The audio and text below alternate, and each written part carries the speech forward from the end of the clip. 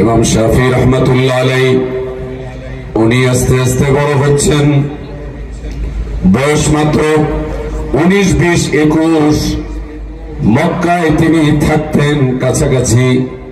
মদিনাতুল মুনাওয়ারা থেকে একটা হাফেলা এসেছে। জিজ্ঞাসা করলেন, আপনারা কোত্থেকে এসেছেন?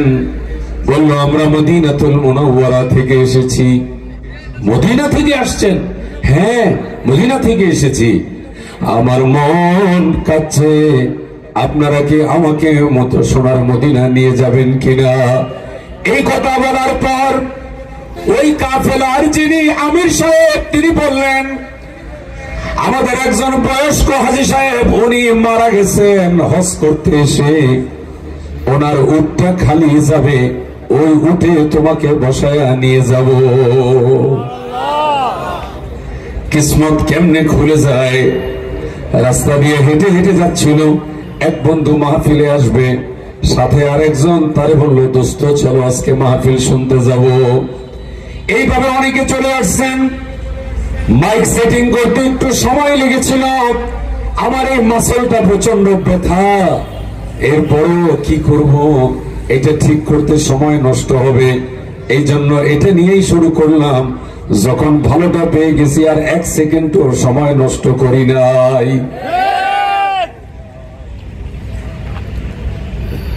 উটের পিঠের ভিতরে তিনি বসলেন, আল্লাহর শুকরিয়া আদায় করলেন আর দুরূদ শরীফ পড়তে শুরু করলেন। এরপরে চিন্তা করতেছেন সময়টা কি করলে কাটবে। জিজ্ঞাসা করলেন কাফেলার যিনি প্রধান, কয়দিন লাগবে মদিনা যাইতে? 480 কিলোমিটার। তিনি বললেন অন্তত 12 থেকে 13 দিন লেগে যেতে পারে, অথবা কম বেশি। ঠিক আছে, এখন তিনি হিসাব করতেছেন সময়টা কিভাবে কাটাবেন।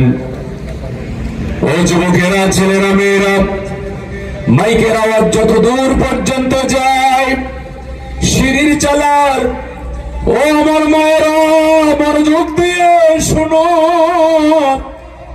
অবসর সময়টা ইমাম শাফি রহমাতুল্লাহ আলাইহি তিনি কেমনে কাটাইছেন, তোমরা কেমনে কাটাও? তিনি চিন্তা করলেন, আমি কোরআন তেলাওয়াত করব, দুরূদ শরীফ পড়ব। তেলাওয়াত শুরু করলেন, সকালবেলা তেলাওয়াত শুরু করেন, আর রাত্রেবেলা ওনার খতম শেষ হয়। বলুন সুবহানাল্লাহ। সকালবেলা কি হয়? সকালবেলা ফজরের নামাজের পরে তেলাওয়াত তিনি শুরু করেন। আবার ফজরের নামাজের আগে ওনার সূরা নাস তেলাওয়াত খতম হয়। সুবহানাল্লাহ বলেন। তার মানে প্রতিদিন তিনি 1 খতম কোরআন করতেছেন উটের পিঠে সাওয়ার হয়ে। এর ভিতরে মনে হয় 5 ওয়াক্ত নামাজ মনে হয় পড়েন নাই। আওয়াজ দিয়ে বলেন, পড়ে নাই? আমরা তো 5 ওয়াক্ত নামাজ আদায় করি না। 365 দিনে 1 বছর, কথা ঠিক আছে? 365 দিনে 1 বছর, 362 দিন আজকে চলে যাচ্ছে, আগামীকালকে 363 দিন, এরপরে 364 দিন চলে যাবে। আমার বন্ধুগণ, 30, 31, 333 দিন আজ শেষ হয়ে গেল। এই বছরটা শেষ হতে আর মাত্র 2টা দিন বাকি আছে, 48 ঘন্টা। কথা ঠিক কিনা? এটা জোরে বলেন ভাই পিছন থেকে। মাশাআল্লাহ। 365 দিনে 1 বছর। ফজরের নামাজ ফরজ 1 রাকাত, কয় রাকাত? 2 রাকাত। বোঝা গেল আপনারা ফজরের নামাজ পড়েন। 2 রাকাত ফরজ নামাজ। 1 বছরে 730 রাকাত ফজরের ফরজ নামাজ। কথা ঠিক? 365 দিনে 1 বছর। প্রত্যেকদিন ফজর পড়তে হয়? বুঝা কথা বলেন। 365 দিন 65 দিনে পড়তে হবে। 365 দিন, এক রাকাত হলে 365 রাকাত। এক রাকাত পরে ইমাম সাহেব যদি জুতা নিয়ে বের হয়ে যায়, ডায়াবেটিসের হাঁটা হাঁটবে। কথার কথা, পিছন দিক থেকে মেম্বার সাহেব উনি বলবেন, ভাইজান ভুল হয়ে গেছে, কোথায় যান? সভাপতি সাহেব বলবেন, দাঁড়ান দাঁড়ান দাঁড়ান, আপনি তো এক রাকাত নামাজে সালাম ফিরাইয়া তারপরে চলে যাচ্ছেন, তাই নাকি? তাই নাকি? আচ্ছা, এই কি এক রাকাত পড়াইছি? আমার তো মনে নাই। এক রাকাত? জি জি এক রাকাত। জি জি এক রাকাত। জি বলেন নাই যে? ভয়ে বলি নাই। এই জায়গায় ভয় করলে চলবে না, কথা ঠিক কিনা? সমাজ ঠিক করতে গিয়ে ইমামরা মিম্বর থেকে কখনো কখনো সুদের বিরুদ্ধে, হারামের বিরুদ্ধে, বেপরদার বিরুদ্ধে, কখনো কখনো বক্তব্য দিবে নেশার বিরুদ্ধে, কখনো কখনো এইরকম শক্ত শক্ত কথাবার্তা বলবে, সাহস করে কথাবার্তা বলবে। সেই সময় ইমাম সাহেবকে আপনারা সাহস দিবেন, কথা ঠিক কিনা? আওয়াজ দিয়ে কথা বলেন। ওই সময় থাকবেন না ভাববেন? আমার প্রাণের বন্ধুগণ, 2 রাকাত ফরজ নামাজ, 730 রাকাত। জোহরের নামাজ 4 রাকাত ফরজ, 1460 রাকাত। আসরের নামাজ 4 রাকাত ফরজ, 1460 রাকাত। মাগরিবের 3 রাকাত ফরজ নামাজ, 1095 রাকাত। এশার 4 রাকাত ফরজ নামাজ, 1460 রাকাত। এই হলো 6205 রাকাত ফরজ নামাজ। গত 1 বছরে আপনাদের অনেকের জীবনে কিন্তু এইরকম একটা বোঝা হয়ে আছে। কি বলেন? বেতের নামাজ 3 রাকাত, আরো 1095 রাকাত। এই হলো 7300। কত? একটু বলেন না সবাই, আরেকবার। শয়তান রাগ হইতেছে, আল্লাহ খুশি হইতেছে। কত? আরেকটু জোরে। 7300 রাকাত নামাজ বেতের সহ। কয় বছরে? এই 1 বছরে 7300 রাকাত ফরজ আর ওয়াজিব নামাজ। এর সঙ্গে সুন্নতে মুআক্কাদা, সুন্নতে জায়েদা, নফল, তারাবির নামাজ, জানাজার নামাজ, সব মিলায়া হাজার হাজার রাকাত নামাজ। অনেকের জীবন থেকে ছুটে গেছে, কোনো খবর নাই। ইমাম শাফি রহমতুল্লাহ আলাইহি একদিন যায়, 1 খতম কোরআন পড়ে। আজকে সকাল থেকে এখন রাত্র 11টা বাজে। কয়টা? ও মা, 12:15 বাজে।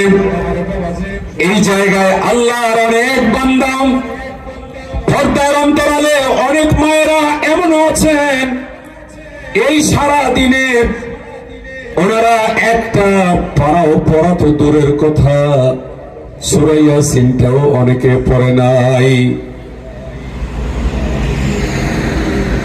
কিন্তু ইমাম শাফি রহমতুল্লাহ আলাইহি উটের পিঠে সওয়ার হয়ে প্রত্যেক দিন 1 পারা 30 পারা আওয়াজ দিয়ে আল্লাহু আকবার বলেন না, আওয়াজ কম হয়েছে, একটু জোরে। যারা না খাওয়া তারা বললেন আমার মতো, আমি একটু গরম পানি খাইতেছি, চাও না? হুজুর বলছি একটু খাবার দাবার করেন, বলছি না, আগে কাজ করে নই, আগে কোদাল দিয়ে মাটি গাইটা লই, তারপরে না খাবার। কাজ করার আগেই যদি বলে যে ভাই খাওয়ান দেন খাওয়ান দেন, তাহলে তো ঠিক হইল না। আমার প্রাণের বন্ধুগণ, সারাদিনে 1 খতম কোরআন পড়েছেন। এবারে আর একটু কথা বলি, রাগ করবেন না। ঝিনুক চিনেন আপনারা? ঝিনুক, এটা খোলার পরে মুখটা ভিতরে আছে কিনা দেখা যায়, নাকি না খুললে বাইরে থেকে দেখা যায়? যারা বললেন না খুললে দেখা যায়, কষ্ট করে হাত তুলেন। আল্লাহু আকবার, মাশাআল্লাহ মাশাআল্লাহ। আপনারা ওয়াজ বুঝছেন, আমার আজকে আসা বসা সময় দেওয়া আমি ধন্য। একটু জোরে বলেন আলহামদুলিল্লাহ। ঝিনুক এটা খোলার পর দেখা যায় এর ভিতরে মুক্তা আছে না নাই? প্রত্যেকটা ঝিনুকের ভিতরে মুক্তা হয় না। প্রত্যেকটা মানুষ সমাজের ভিতরে যারা আছে তারা কিন্তু সত্য কথা সবাই বলে না।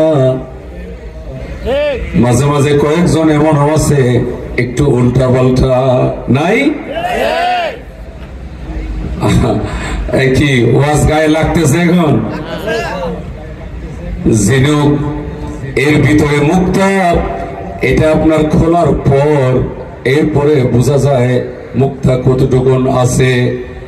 শুধুমাত্র ঝিনুকের মতো উপর দিয়ে কভার থাকলেই আপনি মনে করবেন না তার ভিতরে মুক্তা আছে, কথা ঠিক কিনা? আমার প্রাণের বন্ধুগণ, এই জন্য নিজেকে জিজ্ঞাসা করেন, আমার যে বয়স 40, 50, 60, 70 হয়ে গেল, অন্তত আমি 250, 300, 500 বছর তো দুনিয়ায় থাকবই। 500 বছর থাকবেন না? 400?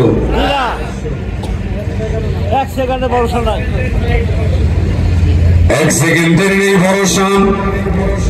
আপনাদের এই পিছনে একটা জায়গা আছে হোতাপাড়া,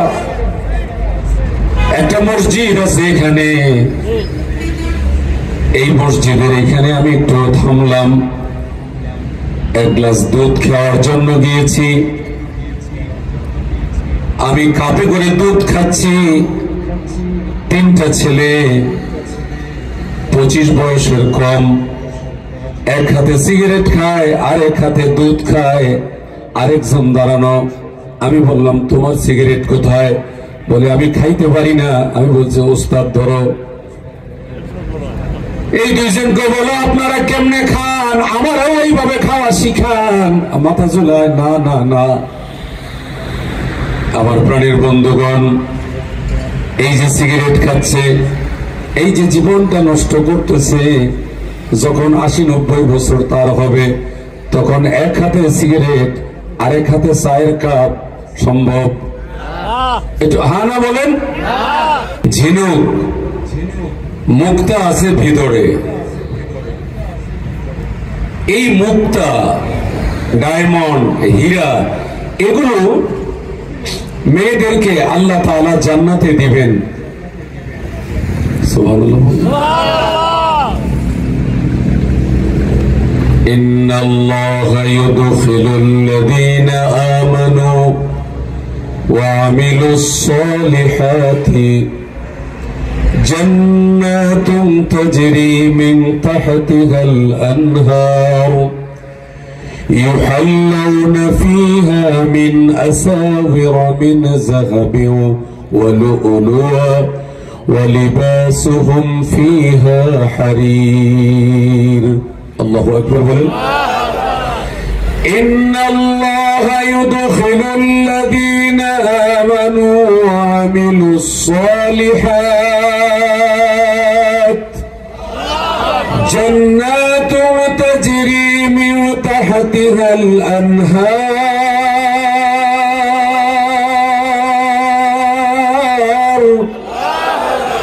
يحلون فيها من أساور من ذهب ولؤلؤا ولباسهم فيها حرير. কুরআনুল কারীমের 22 নম্বর সূরা 23 নম্বর আয়াত 17 নম্বর পারা সূরা হজে আল্লাহ তাআলা বলেন, আমার দিকে তাকান, যেই মানুষটা ঈমানটা ঝিনুকের মতো ভিতরে মজবুত করে রাখে, খোলার পরে ভিতরে মুক্তা বের হয়, তার মানে ওই মানুষটার ভিতরে হযরত বেলালের মতো ঈমান আছে, হযরত সাহাল আর সুহাইল আর জাবের আর জুবাইরের মতো ঈমান আছে, হযরত আমির হামজার মতো ঈমান আছে, হযরত ওয়াইস করণীর মতো ঈমান আছে। আমার প্রাণের বন্ধুগণ, যত রকমের বাধা বিপত্তি আসুক না কেন ওই ঈমানটাকে সে পরাজয় মানতে দেয় না। কথা ঠিক কিনা? ঈমানের বাতিটা তার ভিতরে পথ পথ করে চলতে থাকে। সেই মানুষটাকে আল্লাহ তাআলা বলেন আমি তারে ইন করাবো, আমি তাকে জান্নাতে প্রবেশ করাবো। সুবহানাল্লাহ বলেন। যেমনি ভাবে আল্লাহ রাব্বুল আলামিন আপনাদেরকে আজকে এই মাহফিলে প্রবেশ করিয়েছেন। সুবহানাল্লাহ। আল্লাহ রাব্বুল আলামিন দয়া করে আপনাদেরকে মসজিদে প্রবেশ করান। আল্লাহ রাব্বুল আলামিন দয়া করে আপনাকে শেষ রাতে ঘুম থেকে উঠায়া দেন। আল্লাহ রাব্বুল আলামিন দয়া করে আপনাকে কোরআন তেলাওয়াত করবার মতো তৌফিক দেন। আল্লাহ তাআলা দয়া করে আপনাকে মা বাবার খেদমত করার জন্য আল্লাহ আপনার মনটা তৈরি করে দিয়েছেন। সুবহানাল্লাহ। আল্লাহ রাব্বুল আলামিন সেই দয়া দিয়ে আপনাকে আর আমাকে আজকে এই জান্নাতি বাগানে এখনো পর্যন্ত আল্লাহ তাআলা রহমতের সামিয়ানায় বসায়া রেখেছেন। বলেন সুবহানাল্লাহ। মাশাআল্লাহ। আপনাদের রুচি ভালো, কাপটাও খুব সুন্দর, পানিটাও খুব ভালো। আমার প্রাণের বন্ধুগণ, গভীর মনোযোগ দিয়ে শুনুন। ভাই ওয়াজ শেষ করতে বলে নাই, আপনারা মনে করবেন না যে এই কাগজ দিলে ওয়াজ শেষ। ওনারা বলছে যে হুজুর অন্তত যেন আমরা ফজরের নামাজ পর্যন্ত এখানে থাকতে পারি। মাশাআল্লাহ। আওয়াজ দিয়ে বলেন আল্লাহু আকবার। এদেশে আজান শুনে সূর্য ওঠে শহর গ্রামে, এদেশে আজান শুনে সূর্য ডোবে সন্ধ্যা নামে। এই 10 মিনিটে শেষ করতেছি, চিন্তা করেন না। এদেশে সকল কাজে সবাই বলে বিসমিল্লাহ, এদেশে ভালো কিছু দেখে শুনে হাসি মুখে সবাই বলে মাশাআল্লাহ। সুবহানাল্লাহ সুবহানাল্লাহ সুবহানাল্লাহ সুবহানাল্লাহ। ও নবীন তরুণ তোমার কিসের এত ভয়, জেনে রেখো এই জমিনের আসল পরিচয়। কথা ঠিক কিনা? ও নবীন তরুণ তোমার কিসের এত ভয়, জেনে রেখো বাংলাদেশের আসল পরিচয়। এদেশে পরস্পরে দেখা হলে দেয় সালাম। কথা ঠিক কিনা? এদেশে আমজনতার হৃদয় জুড়ে পাক কালাম। এদেশে সর্বজনে সর্বক্ষণে, এদেশে খারাপ শুনে সর্বজনে সর্বক্ষণে দোয়া পড়ে ইন্না লিল্লাহ ইন্না লিল্লাহ ইন্না লিল্লাহ ইন্না লিল্লাহ ইন্না লিল্লাহ। এদেশে আজান শুনে সূর্য ওঠে শহর গ্রামে, এদেশে আজান শুনে সূর্য ডোবে সন্ধ্যা নামে। এদেশে সকল কাজে সবাই বলে বিসমিল্লাহ, এদেশে ভালো কিছু দেখে শুনে হাসি মুখে সবাই বলে মাশাআল্লাহ। সুবহানাল্লাহ সুবহানাল্লাহ সুবহানাল্লাহ সুবহানাল্লাহ। আল্লাহু আকবার বলেন। ও নবীন তরুণ তোমার কিসের এত ভয়? ভয় আছে? খালি কষ্ট করেন না, একটু কষ্ট করেন কয়েকটা মাস, মোটামুটি যদি মুড়ির মোয়ার মতো। কিসের মোয়া? আরে ভাই জোরে বলেন না। মুড়ির মোয়ার মতো যদি একসাথে যদি থাকতে পারেন, মোয়া চিনেন? আলাদা না, একসাথে। মুড়ির মোয়ার মতো যদি একসাথে থাকতে পারেন, আশা করা যায় ইনশাআল্লাহ টুপি আর দাড়িওয়ালারা ইনশাআল্লাহ রাষ্ট্র চালাবে। কথা বলেন না কেন?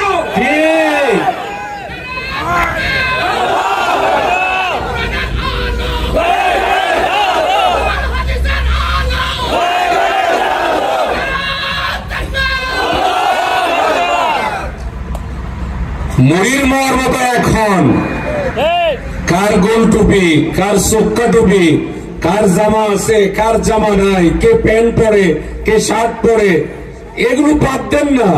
মুড়ির মোয়ার মতো এখন, তাহলে ইনশাআল্লাহ একটা কিছু দেখানো সম্ভব। ছাত্ররা অনেকটা আগায় দিছে। শুধু ছাত্র বলবেন না, এখানে মাদ্রাসার তালেবে ইলমও আছে, অনেক আলেমরা তারাও শহীদ হয়েছে, কথা ঠিক কিনা? এবং তাদের রক্তের বিনিময়ে এই লাল সবুজের পতাকা বাংলার জমিনে পথ করে উঠতেছে। সেদিন বেশি দূরে নয়, কোরআনের পতাকাও উড়বে ইনশাআল্লাহ। আমার প্রাণের বন্ধুগণ, বলছিলাম কোনো ভয় নাই। ও নবীন তরুণ তোমার কিসের এত ভয়, জেনে রেখো বাংলাদেশের আসল পরিচয়।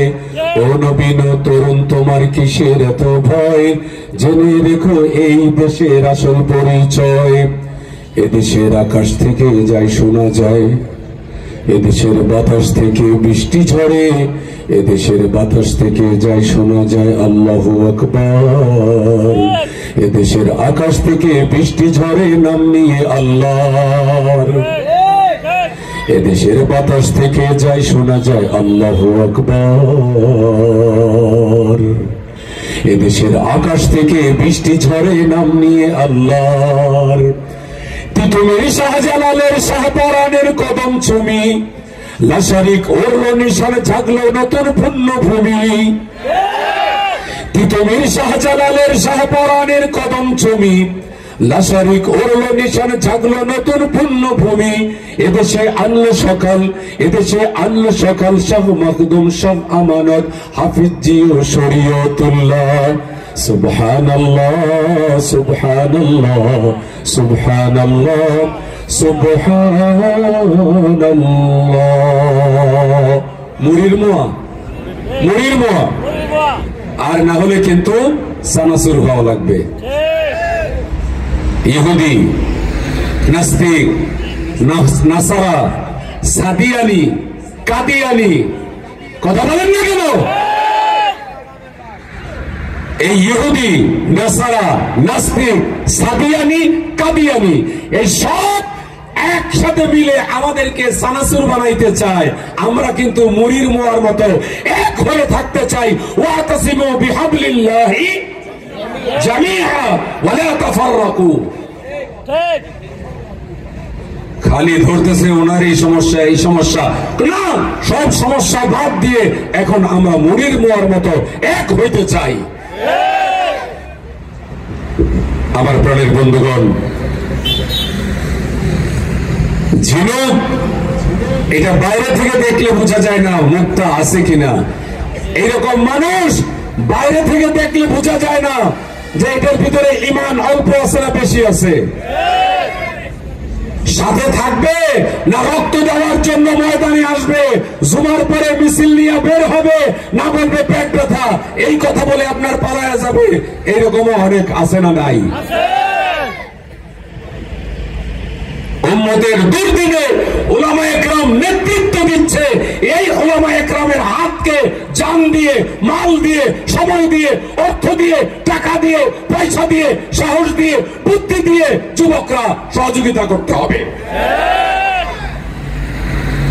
এই জন্য হযরত খাব্বাব রাদিয়াল্লাহু তাআলা আনহুর জীবনী আপনাকে পড়তে হবে, হযরত বেলাল রাদিয়াল্লাহু তাআলা আনহুর জীবনী আপনাকে পড়তে হবে, হযরত জাবের রাদিয়াল্লাহু তাআলা আনহুর জীবনী আপনাকে পড়তে হবে, আমার নবীর উহুদের জীবনী আপনাকে পড়তে হবে, আমার নবীর তবুকের জিন্দেগি আপনাকে পড়তে হবে, আমার নবীর মদিনার সেই রাজনীতির জীবন আপনাকে পড়তে হবে। কথা ঠিক কিনা?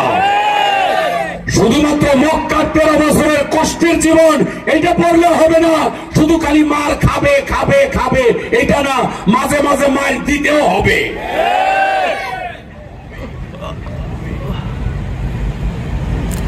আমার প্রাণের বন্ধুগণ, তবে হুঁশ ঠিক রেখে এরপরে দিতে হবে যেন কোন রকমের জুলুম না হয়ে যায়, সেই দিকটা খেয়াল করতে হবে।